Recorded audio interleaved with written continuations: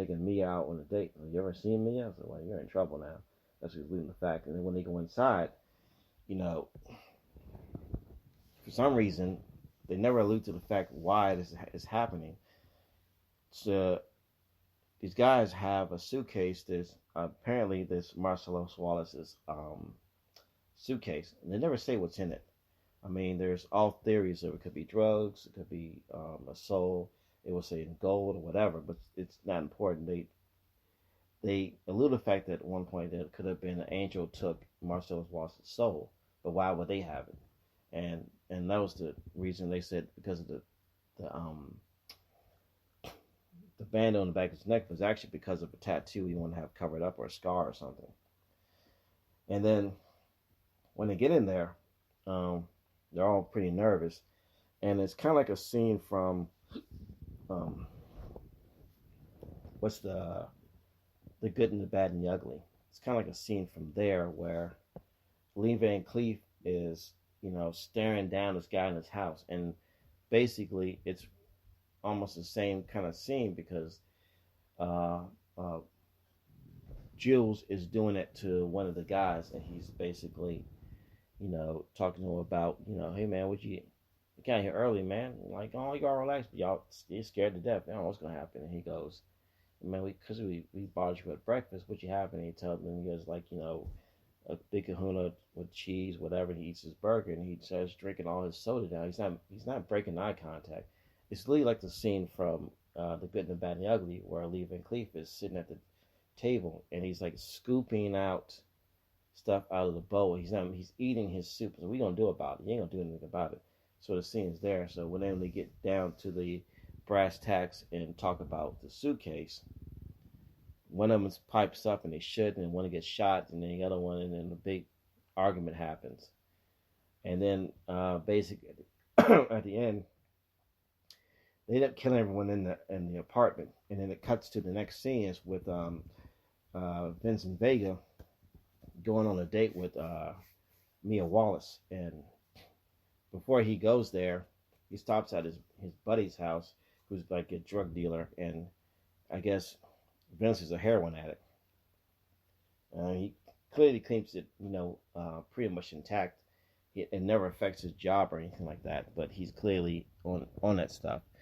And they're talking about, another good dialogue. They're talking about the conversation of dealing with, someone keyed his car, and he gets him the, pure cut heroin. So he shoots up before he goes over there, and then to calm the nerves.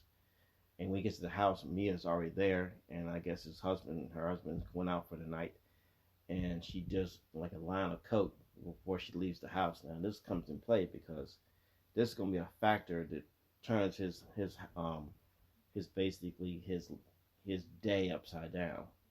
And they go to a fancy restaurant, well not fancy, but 50-star restaurant, and basically, they're having like, casual conversation as much as they could. Then, there's not much to talk about. And then she goes back to the, bathroom, and she shoots up again, just snorts up again. They get back, and then she asks a question about, I guess some interesting topics about whatever. And then he alludes to the fact that, I hear that Tony Rocky Horror got beat up because he touched your feet. Said, seriously? You think the man beating another man to death for touching your feet is absurd? God knows what happened up there. Y'all worse than the sewing circle. But then she tells him about she had one small claim to fame. It was Fox Sports 5, a series that I think is probably mirrored after Charlie's Angels. And I think it's Quentin Tarantino who wrote this screenplay, so clearly he had Charlie's Angels in mind. And then, what else? She was going to tell him a joke, but the joke was too corny, he said. But then they do have a good time, whatever. And then they enter into a dance contest, and they win, and they actually win first prize and go home. So she takes her home, and everything's going pretty good.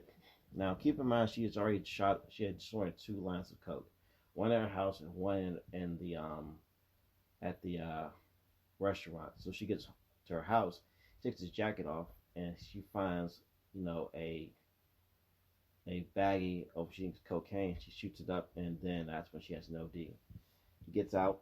He knows he's up shit's creek. So he got to do something because his boss finds out he's a dead man. So he calls his buddy, drives over there. They shoot her up with whatever things that restart your heart. I forget what it's called. Not adrenaline, but epinephrine, whatever you call it. I don't know what you want to call it. So he spares her life, and she goes home looking like the Walking Dead. I'm surprised he didn't come home. I wonder why he looked like warmed over garbage. But the movie itself is like the specific stories are told in a way like each one is one story by itself. It's not a continuous story because it's not important to be in sync with each other because in a novel you would never ask that. And his movies are like novels. His idea is like, well, I shouldn't have to explain it unless I need to explain it.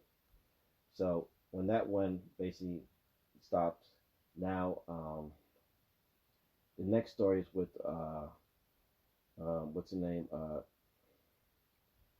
Bruce Willis. Butch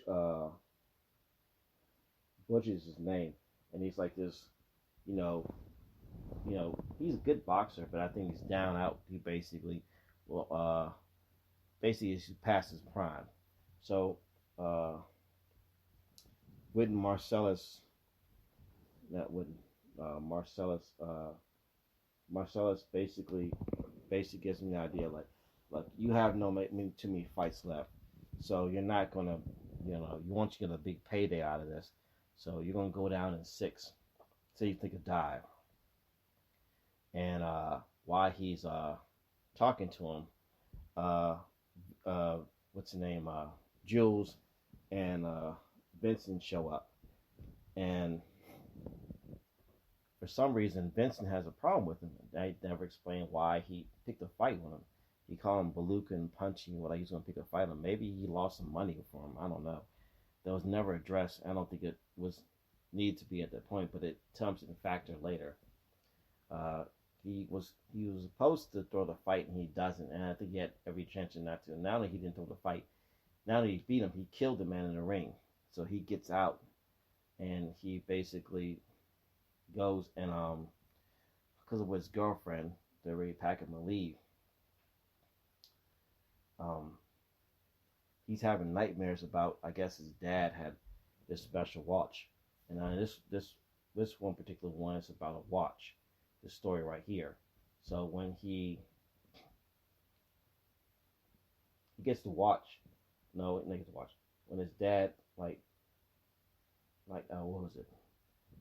The police officer. Hold on, sorry. Captain Coons, who knew his dad, tells the story of how it's basically it was handed down from his grandfather to whatever and such, and it was put in his rectum. Don't know why that part of the story was important. Why he didn't tell him it was in his rectum. He could have just told him, I held his watch for you. So the watch was significant. How it had it. It's a family heirloom. He did not want to lose it. How it's most important. How his dad risked his life to get him that watch. So he knows his significance to it. It's like a Rolex or something. So it probably doesn't even work. But he wakes up and he's getting ready to leave, and then he realizes the watch is not there. So now he's in a dilemma. He has to go back and get the watch. So when he goes back, that's when he gets in the hotel, the apartment, and he basically runs into Vincent Vega. And then you watch the movie like, well, how is he dead now, and he's gonna be alive later? Well, that didn't happen yet. That's why. Those two things happen. It's just a ton of the story of how one character is focused on a character. It's have to be part of that story, but it's not focused on the story. So when he shows up at the apartment, what's him is clearly using the bathroom, and he ends up getting killed. And then he gets off home free. He figured he's on his way. But when he pulls up to an intersection, and that's when Marcellus saws him, and then that's when hell breaks loose. He runs him down, and then the guy's still alive, and then they get chased, where they end up in a pawn shop where these like rapists are there. They're kind of like what is it? I'm trying to think. Uh, uh, it's a movie with, I'm gonna say Wrong Turn. I can't think of the rapist redneck movie for some reason, but it's kind of like that kind of dilemma where what's happening, and these guys corner them, and they have him tied up, but somehow what's the name gets free. Bruce Willis gets free first, and then he's gonna leave Marcellus down there, and then he regrets, I don't want to do this. So he sets him free, and he gets him, and that's where their debt was repaid. The debt was clear because he saved his life from getting raped, whatever. So that cuts off what him driving off, and what's him saying, what happened to who's Zed, because he got Zed's motorcycle, and Zed's dead. You'll see it in the movie. I don't want to give you word for word, but that happens in that movie as well. And then there's the last one with Jules Winfield and Vincent, where it takes back to the point where they go into the apartment complex and get into the whole debate about, they want the suitcase, and when they kill Brett and the crew in there, when the fourth guy shows up, played by what's the name, Alexis Arquette. He misses everyone. Hilarious. He actually doesn't hit anyone, and Jules thinks it's a sign from God because it's why he lived. Oh, side note, the guy, when they go into the bar, who's working at the bar, Paul, I'm not going to pronounce his last name, Candelron, or whatever his name is. He was actually going to be playing Jules Winfield at one time, because Samuel Jackson said in the interview he almost screwed up getting the role because he didn't take it seriously, but he had to go back and reread the role because the role was going to be made for him. I mean, Quentin Tarantino made that role for him specifically, and he almost blew the chance of getting that role. But crap, I forgot what I was talking about. Oh yeah, on Alex Arquette, he shoots him, and he regrets everything. Now they're having a whole discussion in the car about it was God's intuition, and they're talking, and Vince is saying, "Hey, sometime it happens," and then they're not buying it, and then I guess Marvin's one is still alive, played by Phil Lamar. Looks back, he said, "Marvin, you got any account of this happening?" He said, "I have no idea. I have no opinion." He shoots him in the face, and it becomes a little bit comical, but a very dark comedy. And now they're in a dilemma now. Now they're driving down a road with blood-drenched cars. So he called one of their buddies, and the movie, ensues where Buddy helps him out, and they get a cleaner in there to get rid of the blood and everything like that. And it ends in a scene where it's a whole, philosophical conversation with what happens at the diner when the previous scene in the beginning of the movie ends with the previous scene that started at the beginning of the movie. But you should watch it and see for yourself, because I don't want to tell you any. It's one of those cool endings that, I can't explain the whole entire thing. Now, back to, Quentin Tarantino's bio. Now, Quentin Tarantino went and he did another movie after he did Pulp Fiction. He did Jackie Brown. Jackie Brown was actually a adaptation of an Elmore Leonard novel. That's actually the original title of it was actually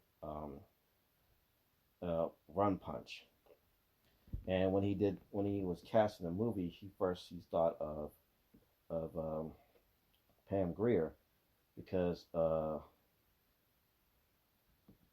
originally it was a white woman the